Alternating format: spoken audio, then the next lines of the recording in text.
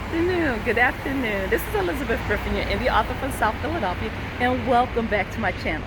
If you haven't subscribed, please take a moment and do so, and definitely leave a thumbs up.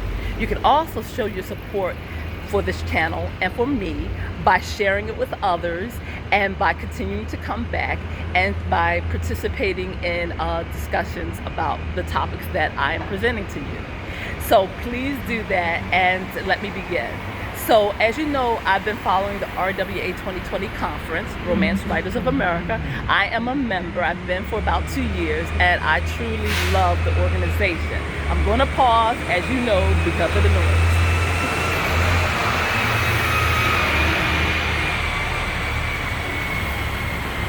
So being a member of this organization has afforded me a lot of opportunities. Last year, as you know, I went to New York, the Marriott in New York, and I stayed there with my daughter and attended the workshops and the conferences and the discussions and the keynote addresses. And they had a luncheon and a breakfast and a dinner. And it was amazing. So this year, because of COVID, obviously we can't do that. However, the organization has done a virtual event, and they allowed African American and Black writers to attend free. The only thing that we as authors needed to do was to make sure that our enrollment in the organization was current. So I truly appreciate the opportunity to learn, and I have learned quite a bit in attending the workshops. So I want to share with you a workshop that I listened to last night and this morning, and I hope I do it justice, because the woman, her name is Roan Parrish, gave a lot of information. Her workshop was entitled How to Edit Using Character-Driven Details, and she gave numerous examples, and she gave why this was important.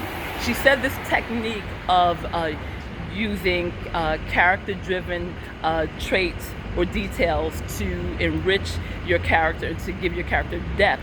She said that you can do this in the editing stage, but you can also do it as a first draft or while you're crafting your story. But she also highly suggested that whether you do it first draft or whether you do it editing, it is important for you to go through your manuscript word by word, line by line, and see whether you have character-driven details in the story that allow us to learn more about your characters and feel more connected to them. So her definition, or her between a character-driven trait and a character trait, are that character traits are descriptions about a character. Character-driven details are small descriptions or small words or things like that that indicate not individually but collectively a trait about your character. So you could have several descriptions or details that when you put them all together, you realize that this gives us more information about that particular character. An example I'm going to try to give is, suppose a character loves family and loves their community. You could show them doing different things. Like you could show them walking down the street and smiling at everyone that they meet. You could show them taking time to maybe help an elderly person across the street or something like that. The little things that they do will indicate to the reader that this person loves their community and loves family. And these are my examples. I'm not giving hers because she gave quite a few and they were very in-depth. So I'm just going to interpret the information that she gave and to portray it to you as best I can.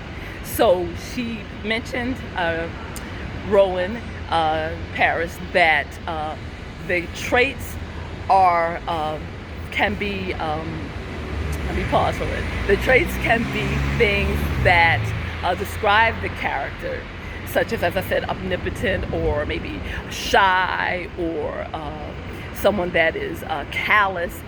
Those are descriptions, but then you can show them being callous by maybe using harsh words to maybe a pet or an animal. You could show them being callous by disregarding someone else's input in maybe a discussion. You can show their traits and this would be character driven. And then what I liked is she said you can use one word to give you a lot of back story detail about a character. And she gave an example, and this is hers, about maybe a woman that was dating a man currently, and she may say, well, I'm not going to be treated like this again. And the word again allows you to know that somewhere in her past she has been treated in a harsh way. So she said one word can give you so much information about a character. An example, and she used this, was being kissed for the first time. So you know they've never been kissed before. You know that this is a new experience for them, and you interpret it that way. So these are things that you can learn about your character by using words such as first or again or never. And then she mentioned that dialogue is another way in which you can learn a lot about a character by the words that they use. If they use words that seem to be outdated, where did those words come from? Was it a family member or older member that uses those words and they pick the words up from that person? Is it someone that maybe is learning a second language, and maybe through the television or through some other medium, and then they're using outdated words? So she said words can tell you a lot about a character. Dialogue can tell you a lot about a character, and then just showing them in their daily life. And she gave an example of maybe a person that is very happy in a relationship, and then you can use words to describe their happiness and the things that they're doing. And she mentioned like maybe putting on a sweater, a character putting on a sweater, and the sweater hugging them like maybe a soft embrace. And I'm paraphrasing, and I'm putting a little bit of my own information into this as well. Or she mentioned like if they're eating oatmeal, how they describe the oatmeal in a positive way, like maybe a small taste of autumn. That's how they could describe the oatmeal. But then let's say later in the story they are upset, maybe they've broken up with someone. Then you can describe the oatmeal as feeling like snot sliding down their throat, and that was her word, not mine. Or the sweater making them feel strangled and constrained. So she was saying you can use words and activities that a character is doing to express how they feel. And I'm going to pause again.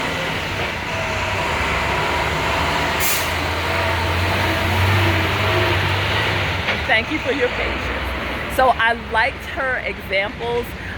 Definitely check her out on RWA website if you can, if you have access to the workshops.